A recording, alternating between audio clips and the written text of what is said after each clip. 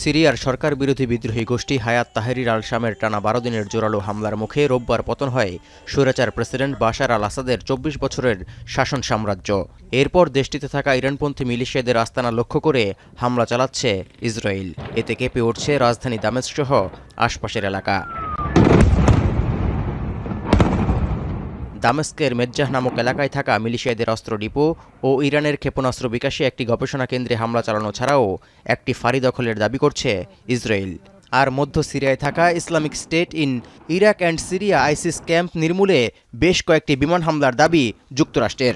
ইরানপন্থীদের অস্ত্র লুট হওয়া এবং বাশার সরকার পতনে বিজয়ী বিদ্রোহীদের হাতে অস্ত্রগুলো ছড়িয়ে পড়ার শঙ্কায় এসব অস্ত্র ভাণ্ডারগুলোকে হুমকি হিসেবে বিবেচনায় ধ্বংস করা হচ্ছে। এর আগে গোলান মালভূমির সিরিয়া ইসরায়েল সীমান্তের বাফার জোন দখলে সামরিক বাহিনীকে নির্দেশ দিয়েছেন ইসরায়েলি প্রধানমন্ত্রী বেনিয়ামিন নেতানিয়াহু। বাশারের পতন হিজবুল্লাহ ও ইরানের বিরুদ্ধে ইসরায়েলি বাহিনীর সফল অভিযানের একটি ফলাফল বলেও মন্তব্য করেন তিনি। יחד עם שר הביטחון ובגיבוי מלא של הקבינט, הנחיתי אתמול את צה"ל לתפוס את אזור החיץ ואת העמדות השולטות הסמוכות לו.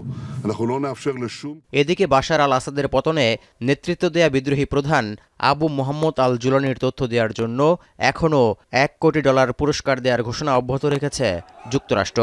কারণ ২০১৩ সালে জুলানিকে আল কায়দার একজন সন্ত্রাসী হিসেবে চিহ্নিত করেছিল ওয়াশিংটন। যদিও আল কায়দা থেকে ২০১৬ সালে জুলানি সম্পর্ক ছিন্ন করেছিলেন বলে জানা যায়। আসাদ সরকার পতনের পর দামেস্কের ঐতিহ্যবাহী উমাইয়া মসজিদে সিরীয়দের উদ্দেশ্যে ভাষণ দিতে দেখা গেছে এই আলোচিত নেতাকে।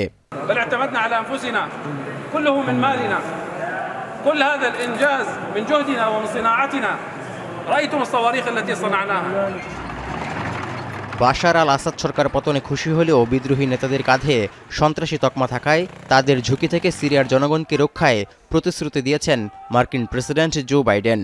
গর্বিত সিরিয়া প্রতিষ্ঠা এবং ভুক্তভোগীদের ভালো ভবিষ্যৎ গড়ে তোলার ঐতিহাসিক এই সুযোগ যুক্তরাষ্ট্র হাতছাড়া করতে চায় না বলেও জানান বিদায়ী এই president. The United States will work with our partners and the stakeholders in Syria to help them seize an opportunity to manage the risks. We're clear-eyed about the fact that ISIS will try to take advantage of any vacuum to reestablish its capabilities and to create a safe haven. We will not let that happen. মিত্র বাশার আল আসাদ সরকার পতনে সন্ত্রাসী তকমা থাকা সশস্ত্র সংগঠন আইসিসের হুমকিতে ধুঁকছে ইরানও। তাই তাদের বিরুদ্ধে লড়াই চালিয়ে না গেলে ভবিষ্যতে ইরানও যুদ্ধের কবলে পড়বে বলে শঙ্কা দেশটির পররাষ্ট্রমন্ত্রী আব্বাস আরাকচির। এমনকি উদ্বিগ্ন ইসরায়েলকে নিয়েও। و اون سوء استفاده رژیم صهیونیستی است، کمان که از دیشب هم یک تحرکاتی شروع شده و اینکه مناطقی در جولان اونها بخواد এদিকে বিদ্রোহীদের জোরালো অভিযানে ক্ষমতাচ্যুত হয়ে দেশ ছেড়ে পালানো সদ্য সাবেক প্রেসিডেন্ট বাশার আল আসাদ পরিবারসহ রাশিয়ায় অবস্থান করছেন। বিষয়টি নিশ্চিত করেছে আন্তর্জাতিক গণমাধ্যমগুলো। তৌহিদুর রহমান, এখন বিশ্ব। সানবিট সব দিবে সামাল। সানবিট ম্যাজিক প্রেস ডিশওয়াশিং এর মাথা ঘোরানো সলিউশন।